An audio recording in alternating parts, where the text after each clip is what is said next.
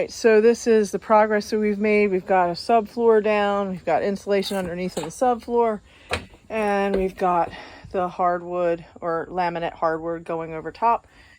The batteries are now in place. We're still waiting on a part, but he's got these nudged in nicely with a foam board behind it and a 2x4 behind it to keep it secured. So we're making progress. Floor looks good, and we're going to keep going. Hopefully going to get this done today.